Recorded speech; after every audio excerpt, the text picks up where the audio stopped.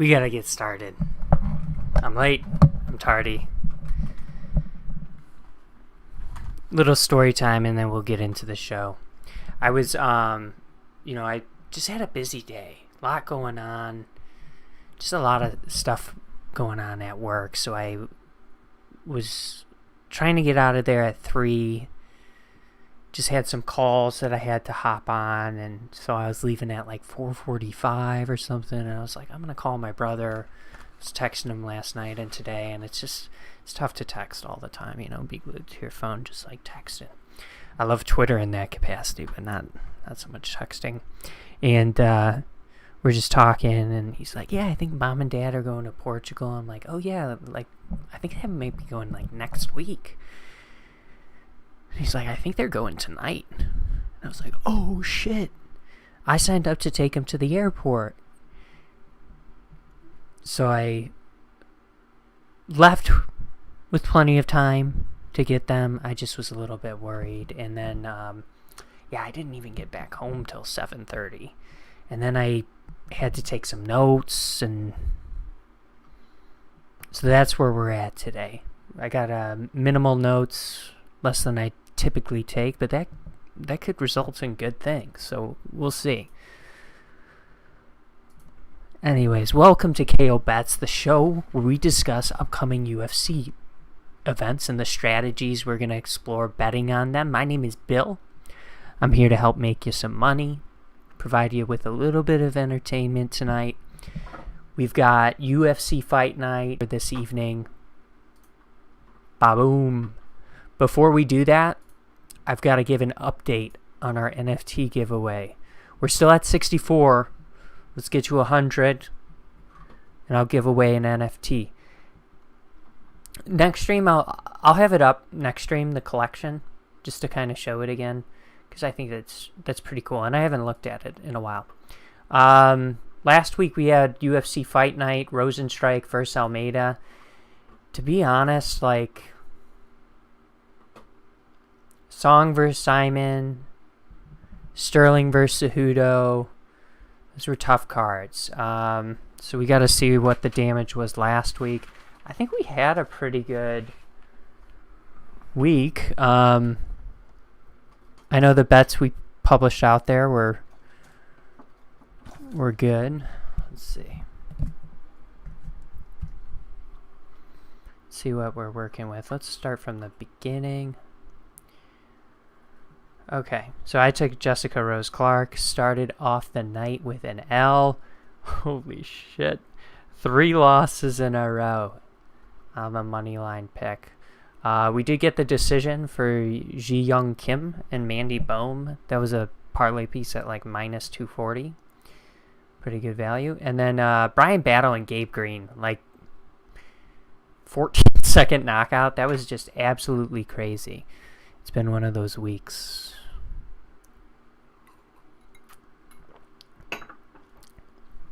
Ooh. It gets better. That was my first sip. Little Johnny Walker. On a rock. So we got that.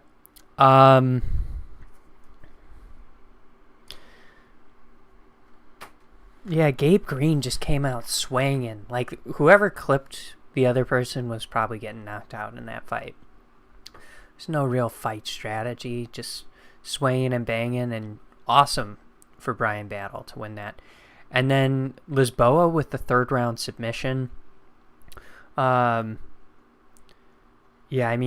that's 3 submissions and losses in a row for Jessica Rose Clark, and she got cut from the UFC. So it's just weird. She ended up on the ground too often for not being good defensively there. We did get the win with Douglas Silva de Andrade, which was a close fight. I think the bet we put out there was that it would go the distance, but that was a close fight. So lucky. Carl Williams. I took Court McGee Matt Brown ends up flatlining him. We went with Alex Morono, who had the quick first-round knockout as well. Ian Gary and Olberg, both with round one knockouts. But Ian Gary in particular, just making short work of Daniel Rodriguez. We won Johnny Walker. We won Jalton Almeida. Sorry, I gotta let the cat out.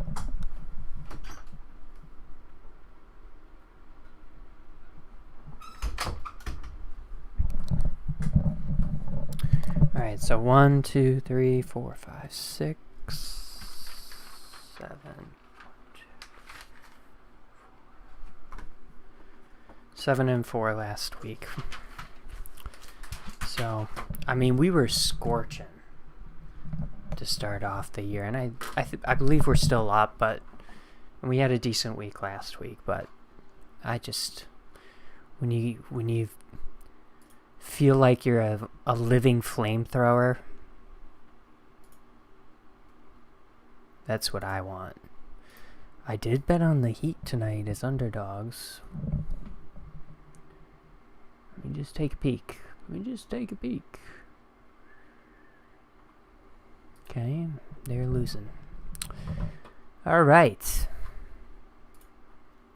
Takashi Sato taking on Themba Gorimbo.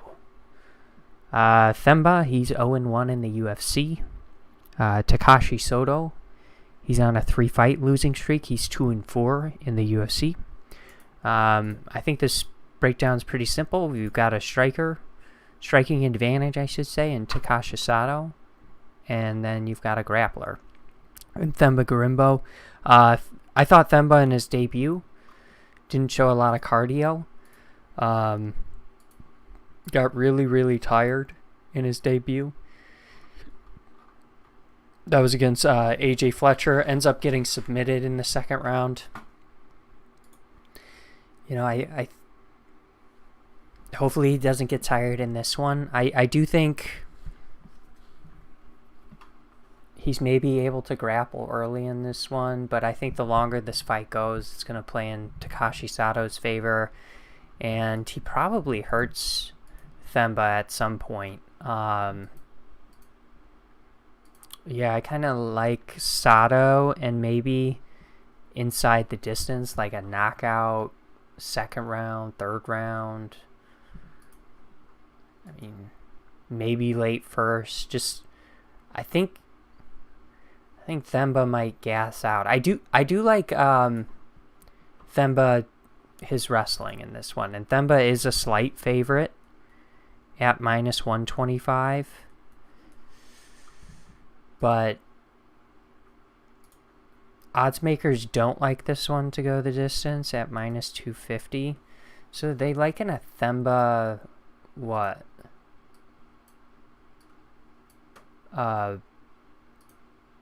Submission? How many submission losses does Takashi Sato have even?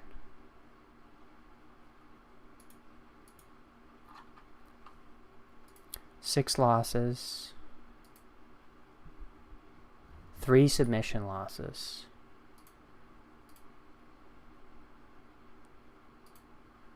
One knockout loss, and that was back in 2017.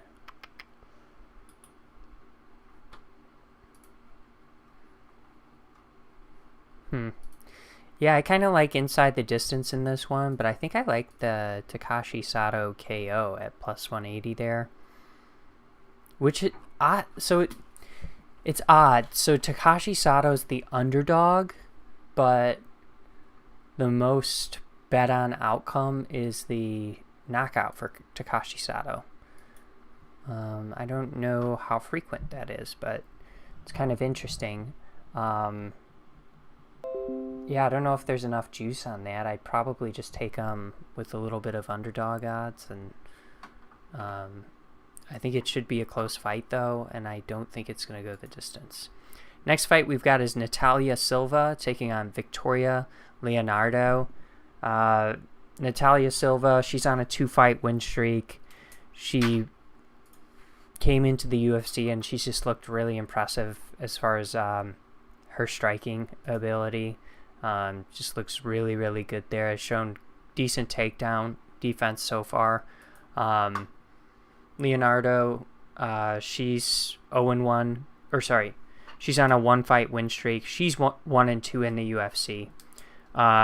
She has 2 knockout losses. One was to Mannion Fiorot, who's like amazing. I think she's amazing. I think she's a really powerful, strong striker. I'm hopeful she gets a title opportunity soon, but maybe she hasn't fought a KO to Gatto. So, I mean, understanding Natalia's striking prowess heading into this fight, like, and you can see already down here, little peek at the odds. Like, Natalia's a huge, huge favorite here. I think the only way Victoria Leonardo wins this fight is if she's somehow way, way stronger and, like, able to control Natalia Silva and not let her get off from distance. But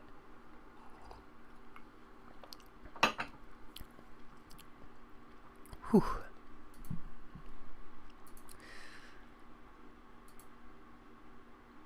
Yeah, I mean, you gotta like Natalia Silva. Understanding Leonardo's been knocked out by 2 really good strikers, proficient strikers in the UFC so far. I kind of like that method of victory for Silva. And so odds makers actually like the submission or decision. I'm feeling the knockout. It is tempting, just, hey, we know what it is. This is her 3rd UFC fight since returning from layoff Natalia Silva. Victoria's not, like, got the skill set, I don't think, to beat her, but, hey, plus 625? Come on.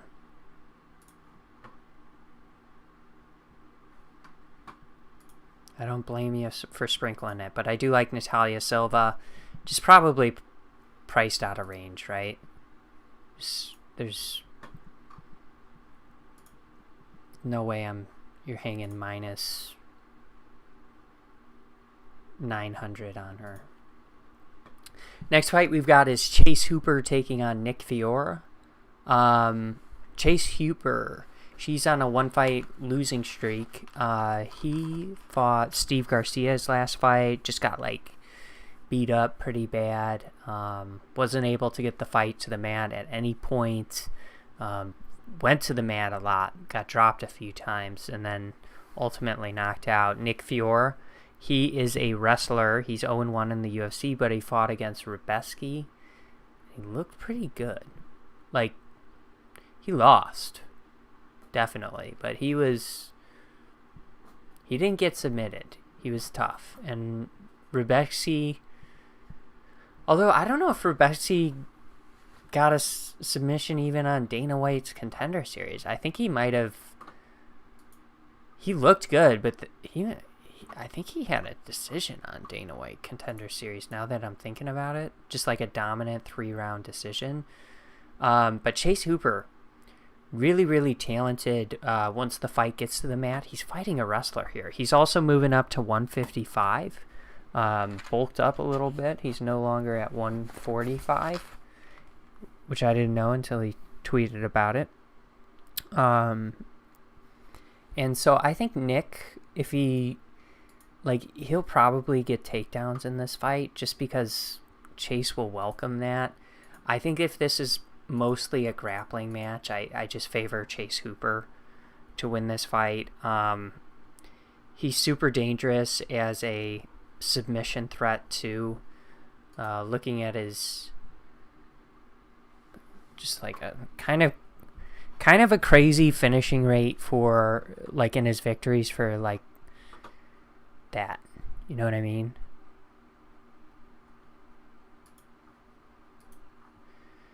So Chase Hooper is a underdog at plus 105.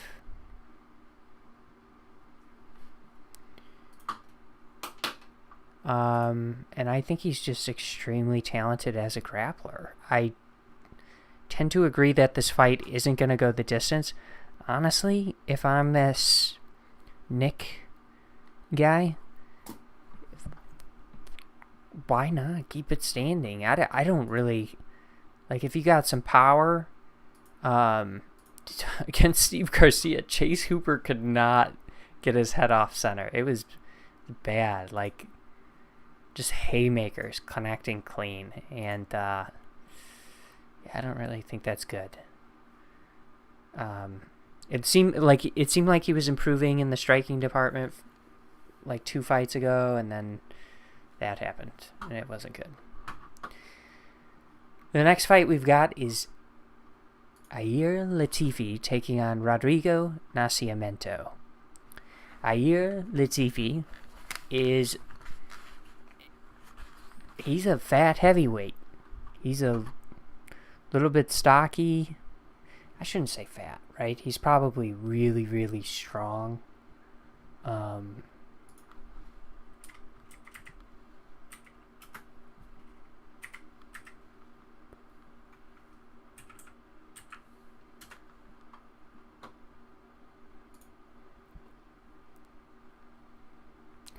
I mean, he looks big at heavyweight, though. You know, he's definitely big. But he's taking on Rodrigo Nascimento, who I just think is a more natural heavyweight. I still look at Latifi and I'm like just body type wise, like 73.5 inch reach to 80 inches. I mean, I think 80's pretty long reach in the UFC period, and in heavyweight, but like just looking at his body type, he just doesn't. It seems like he should be like 205, but I mean, he's too big. He's too big to ever go back to that. But gosh, yeah, he looks tired when he hits the scales, you know, and he's not cutting weight. I think it's the meat sweats or something, you know, like he's trying to bulk up more. But he's fighting Rodrigo, and Rodrigo's going to have a striking advantage in this one, I believe.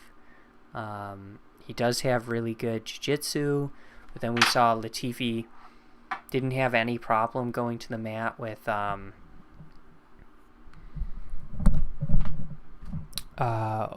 who is that? Oleski? Olinsky? Olenek. Sorry. Olenek. But yeah, I'm going to go with Rodrigo in this fight. He is the favorite, it looks like, at minus 175. I just like his... I mean, I like his size. I think he's going to have a striking advantage in this. And then I think, like, if he can fend off some takedowns in this, I think Latifi gets a little bit tired. Look at 100% takedown defense, too, for Rodrigo. But I do think Latifi's a talented grappler. But Rodrigo's also dangerous in the jiu-jitsu department. Has like 6 to 8 submission wins. I don't know what it is, 6, 7, or 8. But has submission wins under his record. Win by, all finishes, lots of submissions. So I think this is a good matchup for Rodrigo. So I'm going to go with him. I think how Latifi wins this is the same way he won versus Olenek. Get takedowns, control from top to position, don't get caught in submission attempts. Latifi, look at, he goes from chest to shoulders to head. No neck. No submissions, no guillotines, no throat chops are possible. Me of someone. Can't think of who.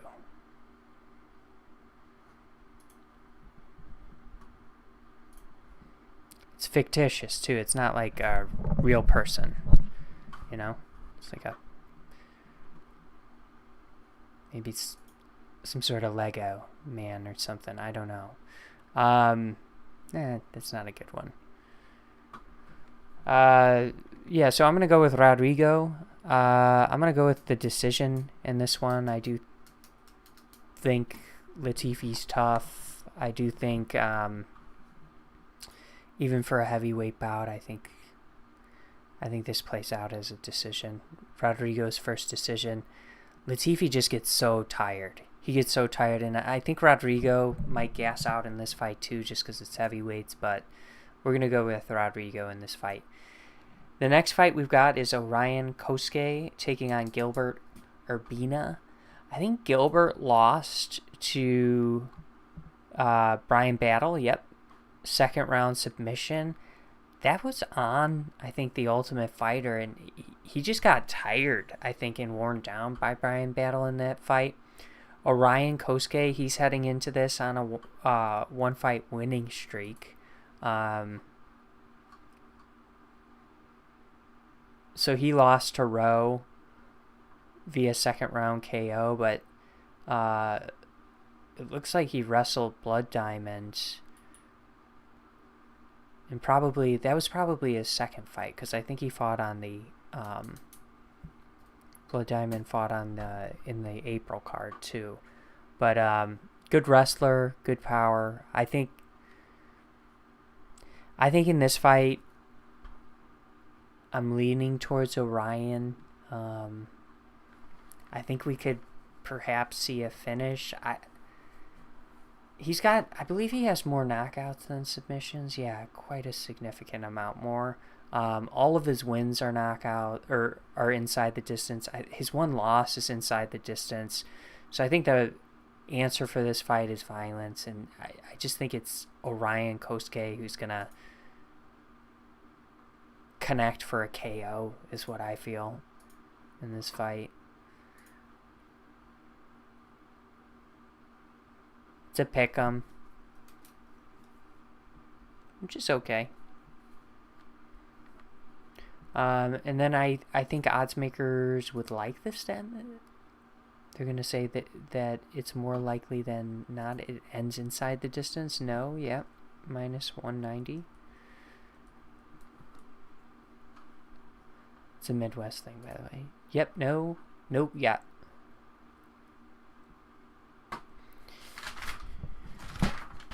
Moving on.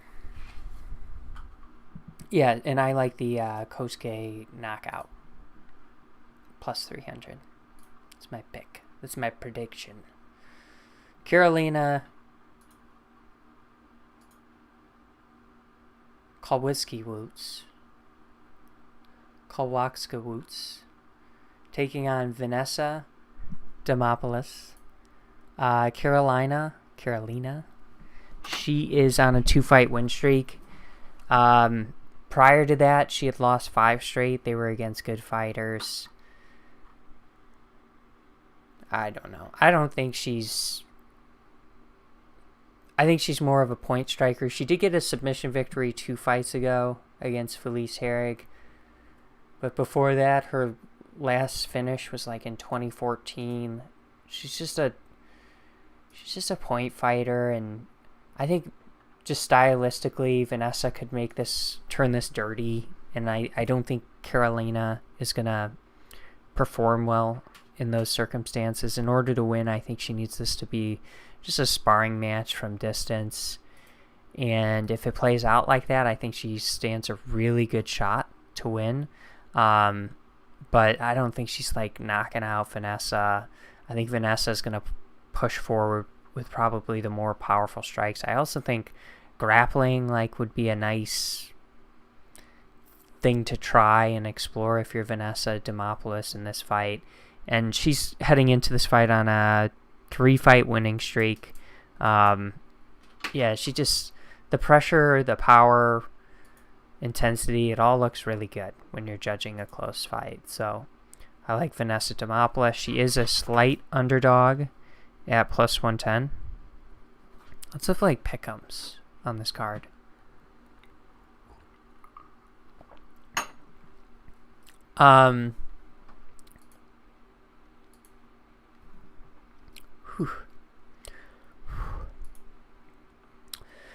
Odds makers like this to go the distance, yes. And I'd have to agree. I concur. Winning method, I like Vanessa via decision. I mean, to be won by split decision.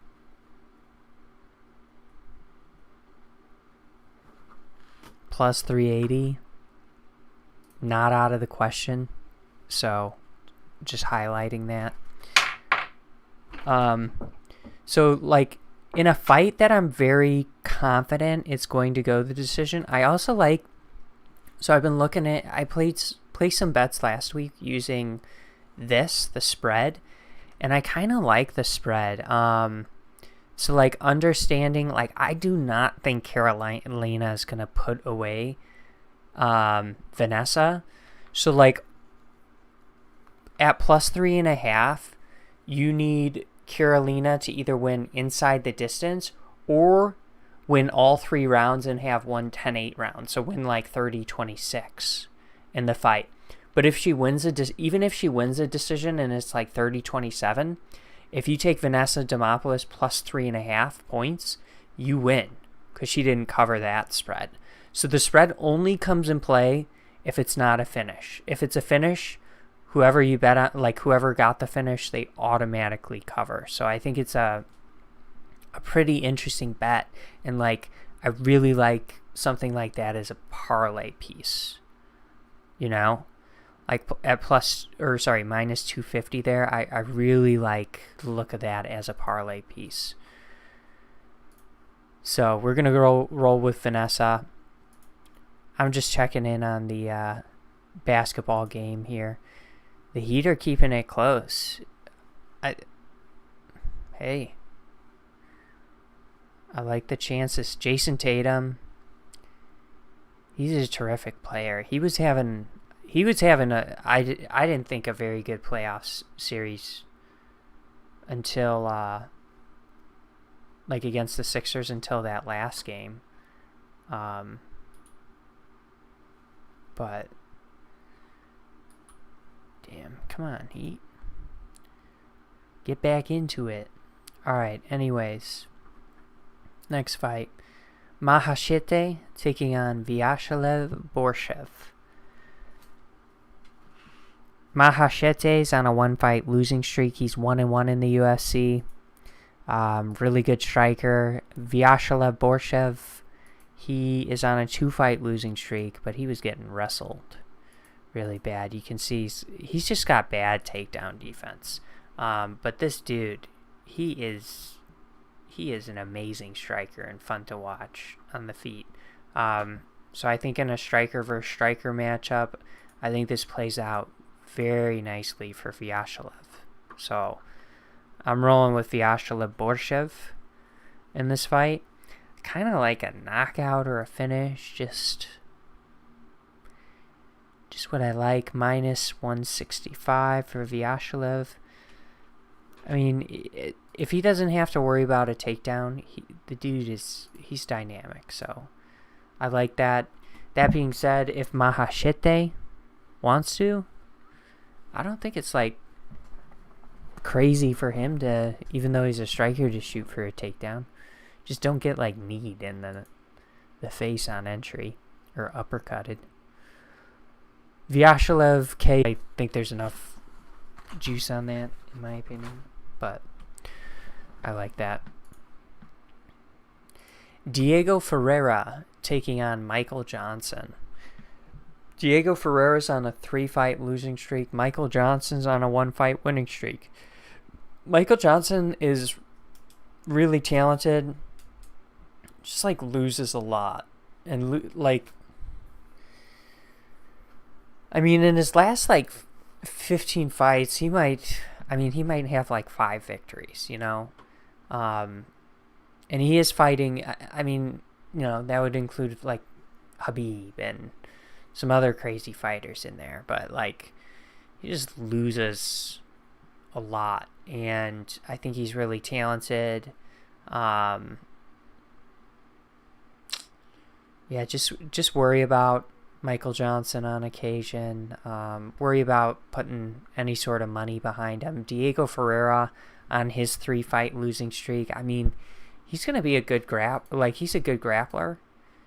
I don't think he's going to want to stand with Michael Johnson in this fight. Curious, does Diego Ferreira, he's got 5 losses, 3 knockout losses. So I think that's in play for Michael Johnson if he's able to keep this fight on the feet. You can see he's got really good takedown defense. He's a good athlete, and I think he's able to keep this standing. So I like Michael Johnson in this fight. Here it is. Michael Johnson is an underdog at plus 130. I mean, at underdog odds, it's interesting. Odds makers don't like this one to go the distance at minus 225. I tend to agree.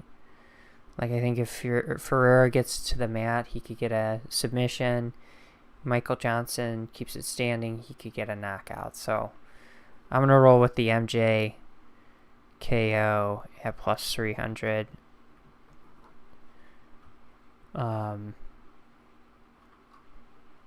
There is like the, submission or KO at minus 140. You could just like combine what you think Diego will win by and what you think Johnson will win by, or you can just do like inside the distance. No. But I do think like wins, it's going to be a submission. If Johnson wins, it's going to be a knockout. I'm going to roll with Johnson. The next fight is Andre Fiallo taking on Joaquin Buckley. Buckley's going down to 170 for the first time in a while. He's on a 2-fight losing streak. Fiallo's on a 2-fight losing streak as well. And I just think these guys are going to throw down in this. They're just going to throw down. Somebody's getting knocked out, and that's just how it is. So, Fiallo, horrible striking defense. And then, like, he gets hit, and he's always getting hurt. But they both just carry tremendous power. I think it's probably something in round 1 that puts somebody away. And I feel like they're just going to throw down and somebody's getting knocked out. I'm going to roll with Andre Fiallo, who, I mean, I just think he's maybe a little more. I'll tell you what, I love watching Andre Fiallo fight. I love watching Vyacheslav Borshev fight when he's not like just getting taken down a bunch by DKC or whoever he's fighting. I like watching these two like strike. And then Michael Johnson, same with Michael Johnson, but like in this fight, I mean, you just got to respect the fact like Joaquin's got a lot of power, and we've seen Andre Fiallo get knocked out, right? I mean, has he been knocked out in his last 2 or just his last 1? His last 2, Jake Matthews and Salikov. I think he gasses out. I think he keeps his hands really, really low, and that's a recipe for disaster against Joaquin Buckley. But just given the fact, like, I think it's kind of like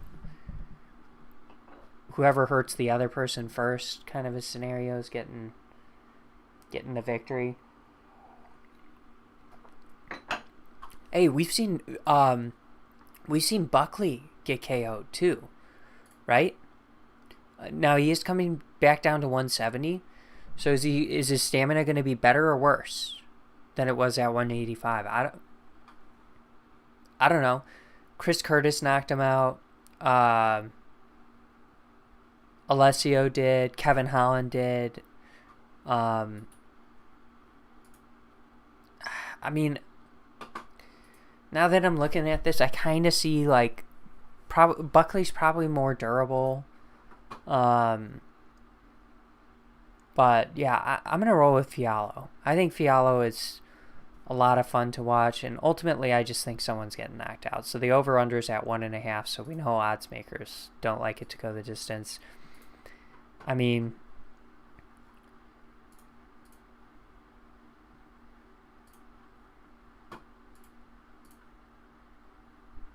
plus 110 for under 1.5 KO.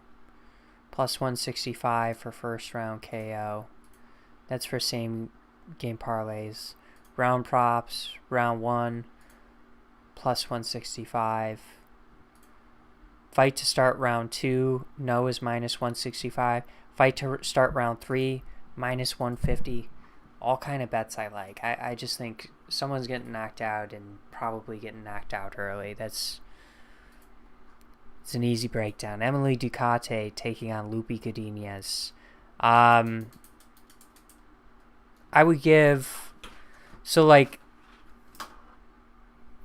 Lupi's a great grappler, right? We got to give her the wrestling advantage, the grappling advantage. The question is she going to use it? Because, like, she fought Angela Hill and Cynthia Calvillo, right? And she hasn't looked good in the last 2 fights because she hasn't been grappling.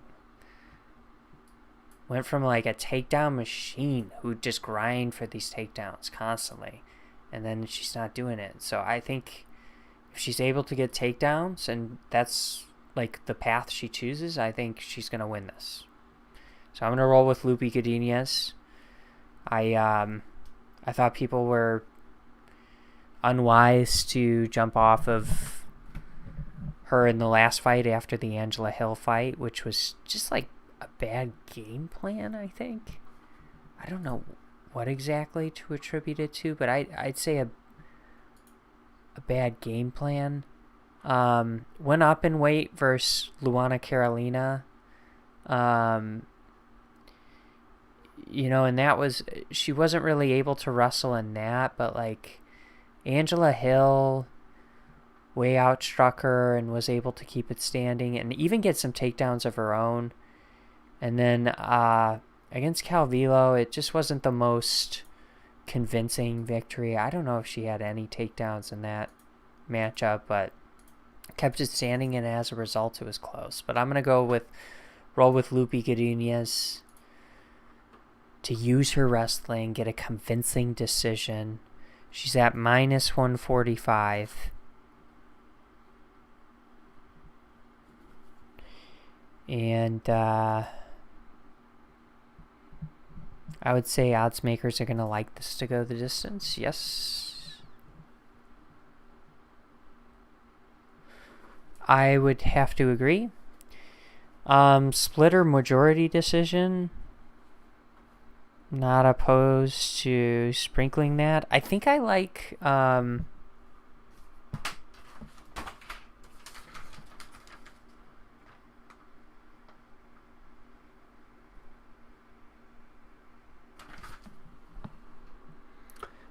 Carolina Vanessa. I think I like maybe that one to be a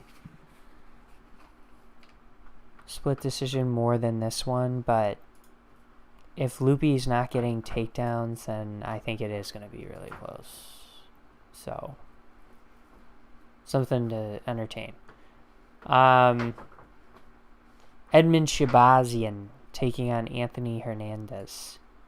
Edmund, he's on a 1-fight winning streak. He had 3 losses prior to that. This guy looks like someone I went to high school with, totally. But he's taking on Anthony Hernandez, who's on a 3-fight winning streak. I think we've got a wrestler against someone who's more dangerous on the feet, striking. And I think we've got cardio and pressure against Edmund, and it's tough to say how the fight will play out. I think Anthony Hernandez does have a knockout loss. Edmund, though, like, he has some submission losses, I believe, right? No, knockout.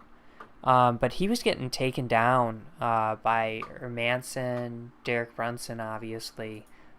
just got really tired in those grappling exchanges. And Anthony Hernandez, that pace, that pressure, it's going to be tough to deal with if you're Edmund. So Edmund's got to just have incredible cardio and be able to keep this standing, and I don't think he's able to do that. Look at that. 6.49 takedowns per 15 minutes is what Anthony Hernandez is averaging. He's just persistent with the grappling. And so for that reason, I really like him in this matchup against Edmund. He is the favorite at minus 190.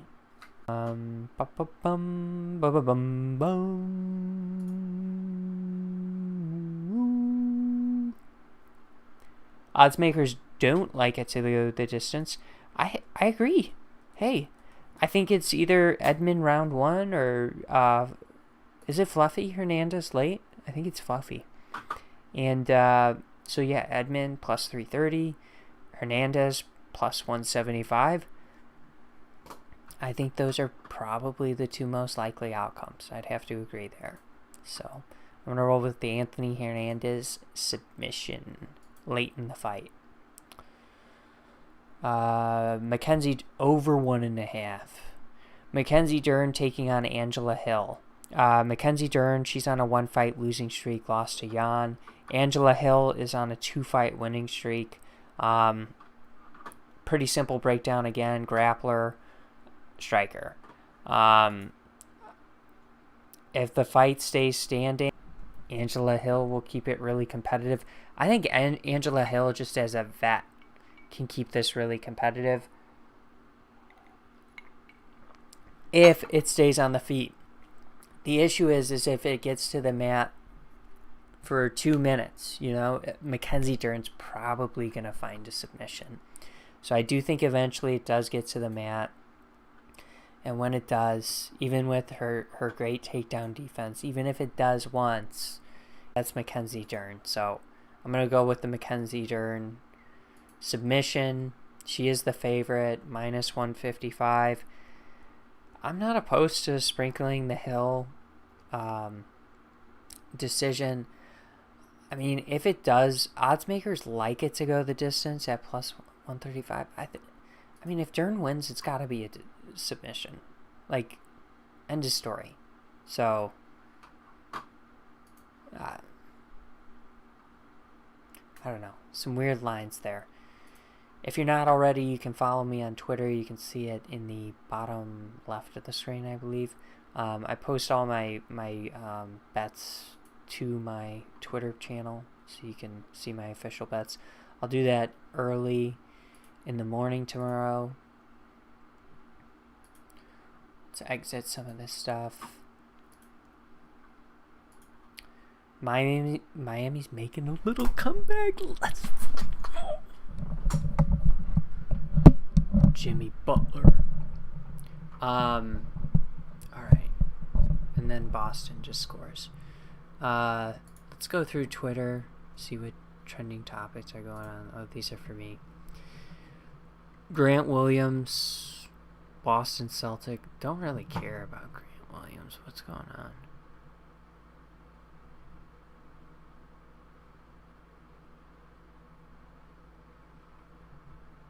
Defends Butler, a bump, the grind, the gyration, and the 2 in the foul. And they're having words. Look at this. That. Nose to nose. Yeah. Eye to eye. The shot made by Williams, and look at the words already. Williams. And Jimmy Butler is smiling about it.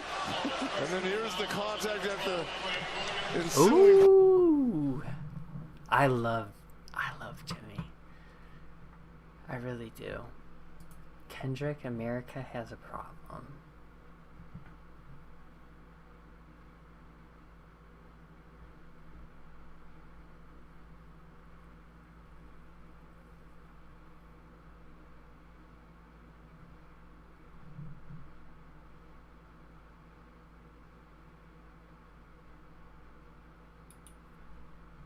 I'm not sure what that means.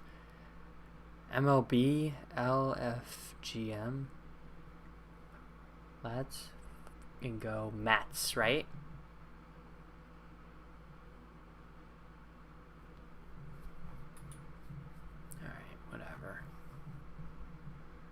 The Mets are back? What the hell does that mean? The Mets are back.